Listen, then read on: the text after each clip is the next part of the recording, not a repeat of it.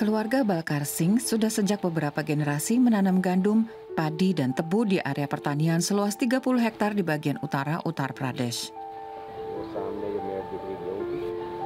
Apa yang disebut revolusi hijau di India tahun 1960-an membawa jenis tanaman dengan hasil panen tinggi ke negara itu. Sejak saat itu, petani semakin bergantung pada pupuk kimia seperti diamonium fosfat dan urea untuk menaikkan produktivitas tanah. Tapi dalam beberapa tahun belakangan, kondisi tanah semakin memburuk. Pupuk merampas kelembapan dari tanah. Tanah jadi kurang produktif dan perlu banyak air di musim apapun. Semakin banyak kita menggunakan pupuk, semakin banyak air kita perlukan. Karena ingin memutuskan lingkaran setan ini, dia ikut lokakarya di pabrik kompos dan mendapat informasi tentang vermicomposting. Vermicomposting adalah proses biologis, di mana limbah produk peternakan dan pertanian jadi makanan bagi cacing tanah. Cacing tanah mengkonsumsi dan mencerna substansi yang bisa terurai secara alamiah. Ususnya punya mikroba dan enzim tertentu dan derajat keasamannya juga pada taraf tertentu, sehingga kotorannya bisa menjadi kompos.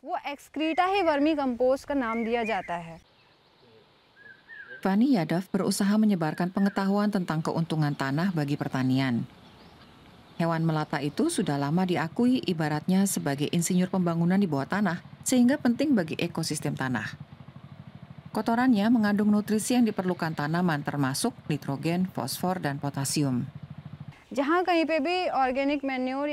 Vermikompos bagus karena membuat tanah gembur, sehingga meningkatkan kapasitas tanah untuk menahan kelembaban untuk waktu lama. Salah seorang yang sudah berhasil ia yakinkan adalah pengusaha Pratik Bajaj.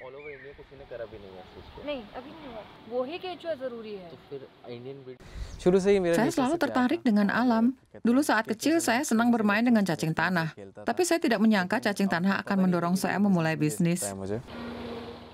Dia memulai usahanya dengan satu tujuan, mengembangkan pesaing handal bagi pupuk kimia yang harganya hanya setengah dari vermikompos di pasar India.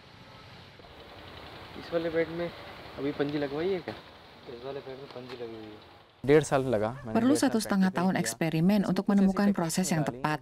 Saya sudah berusaha menggunakan banyak teknik untuk mengatasi masalah yang timbul. Misalnya bagaimana cara melindungi kompos dari hujan yang efeknya merugikan kompos. Kami juga harus mengembangkan jawaban sendiri untuk masalah seperti itu. Kami sudah sering gagal, tapi juga sukses.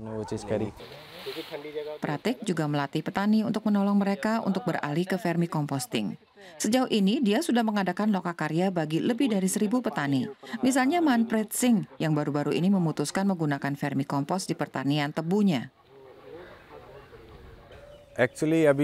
Saat ini, orang yang melihat pasti mengejek kami.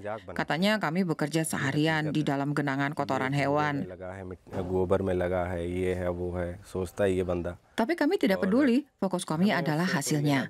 Bagaimana caranya menjamin bahwa apa yang kami konsumsi nantinya, tepung, roti, biji-bijian, dan padi, bebas zat kimia. Petani di kawasan ini sudah mulai menyadari perlunya menyelamatkan tanah dari kerusakan yang diakibatkan bahan kimia. Mereka yakin vermikompos akan menjamin bahwa pertanian mereka tetap produktif ketika mereka menghemat sumber daya air dan menempatkan produk lebih sehat di atas piring.